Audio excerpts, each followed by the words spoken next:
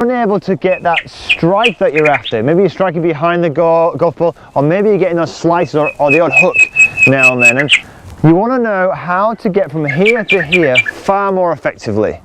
You've probably heard of various different kind of ways to do it. You've probably heard of people asking you to move the hips across, maybe even squat into the golf ball. You may have heard of people talking about dropping their arms so you can get, you know, down in position. Some people have talked about when you're from here flattening off the club. So who's right? How many of those things have you actually tried, and how much is that is actually working for you? Now, for my clients, all the advice is pretty good, but a lot of them are really struggling to take that advice and transition it actually into hitting golf balls. Well, I've got a drill that I actually got from a wonderful coach out in Dubai, Stephen, that is working so well, and a recent client of mine, Alan, had exactly the same problem that you may be having. And I gave him this drill, and in an hour session, we really got him transitioning from here to here so much more effectively. But what's more important about this drill is he could take this drill, go home, practice it at home or on the driving range, and get some instant feedback as to whether he's doing it correctly or not. I find with a lot of exercises out there is that the problem is, how do you know whether what you're being taught you're actually doing? And often the case is that you're often trying certain things, but you can't see whether it's working or not. You've got the ball flight, obviously, if you're hitting good shots, but ultimately, how do you know whether you're actually getting into the position that you wanted? So the other aspect is that a lot of these exercises that you do are often kind of quite wooden and they're disjointed, and it's quite difficult to sometimes knit them into a proper golf swing.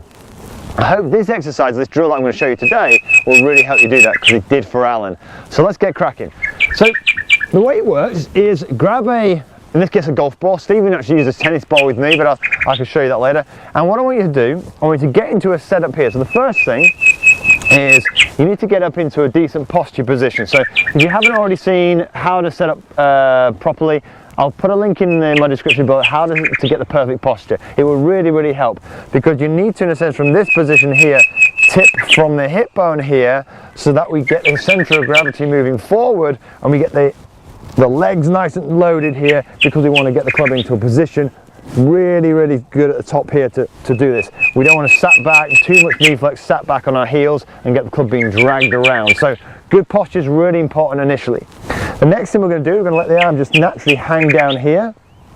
We're going to take our left hand, put it under the armpit of the right, and what we're going to do here is we're going to curve the fingers back here, and I'll show you how that works. So from this position, we're going to get the arm swinging back. Now, what this does by having the fingers back, it keeps the right arm nicely in front of the chest. We don't want this drifting behind here, because what we want to do is to strike a ball, we need to put pressure down into the ground and on the golf ball.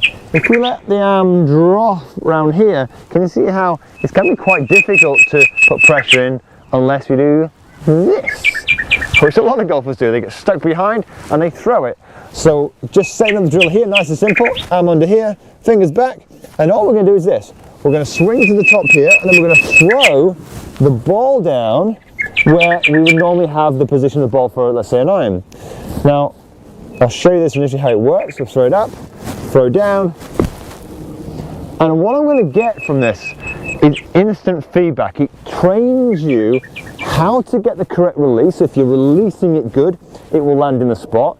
It will also help you to get the correct path, because what you'll find is those of you who release or hang on to the ball, there's a few out there, you hang on too tightly, you come in here and then suddenly you're throwing it, the ball's bouncing here and flying off to the left. That's going to be a problem, all right? But again, you've got instant feedback. For someone like myself, I would probably get, if I had a problem, it would probably get a little bit inside. I have to often react here and get a bit inside. Well, the great thing about that for me, I might drop the ball here, and then suddenly the ball flies off to the right. Wonderful, I've got feedback. Now, what we want to be able to do is obviously get this lovely bounce into position and the ball skipping forward. If you can do that, well, you can do this at home. You know, find a wall, grab a tennis ball, start practicing throwing it down in the spot and skipping forward. One thing to watch out for when I first gave this drill, I think I almost killed one of my students. I said throw it down, so they did, and they kind of, we were actually on the driving range, so the ground's a little bit firmer, and they kind of went here, and they threw it straight down like this, and it kind of almost hit them in the face, so watch out for that. What we're trying to get is a skip of the ball. So what I want you to imagine is we're trying to get the ball bouncing and skipping forward, all right? So it's bounce and skipping forward. That's the type of reaction on the ground. It's like, it's a good image to have if you're throwing it. It kind of helps rather than throwing it straight down and having it come up in your face. So from here, we're gonna swing back, we're gonna throw it down and try and get a skip. And it's a good example. So mine there, by the way, went a little bit to the right. Now I know for me, that's me getting a little bit here. So again, it's wonderful feedback for me to work on before I move to the second phase.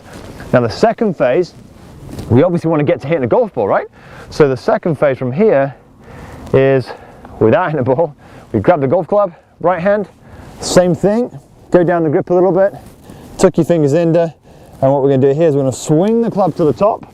I'm going to let the club drop down exactly as we were doing with the golf ball, all right? So one more time. We're going to swing the club to the top here, throw it down, and you'll notice I missed the ground. What does that mean if you're missing the ground? It means you're not letting the gravity drop. Great feedback again. So from here, up here, we're going to get the transition right. We're going to drop the club down into the ground and through. Now I would do this quite a few times. If you find that the club's a little bit heavy, go down the grip a bit and make sure you're not holding it too tightly. You want to let this heavy weight swing up to the top here, and then you let the gravity of the golf club here just simply drop down to the ground. Once you've done that a few times, again, don't be in a rush to do this. Don't be in a rush to hit golf balls. The throwing exercise itself will be just brilliant enough for you to get feedback. You want to be, in a sense, getting that ball throwing nice and straight and in the spot that you wanted. Then obviously from here, we're going to work to hitting a golf ball. Same principle, swinging up, and then we're going to simply drop the club down exactly as we're doing, throwing that, and hopefully getting a similar kind of effect. Okay. I actually got that a little skinny.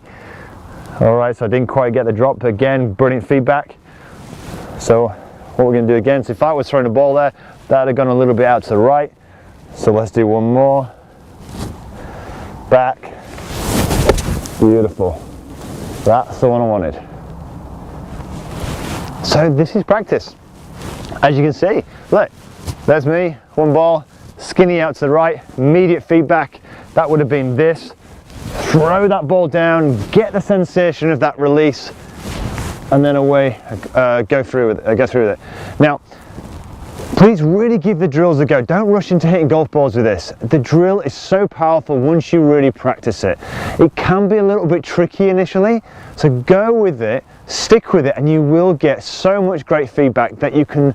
My goal is always for you to teach yourself when I'm not around or your coach isn't around. This drill does a couple of things. Not only does it give you feedback, it's a flowing exercise. It's not decompartmentalizing the swing too much. So it's something that you can transfer fairly quickly into the full swing.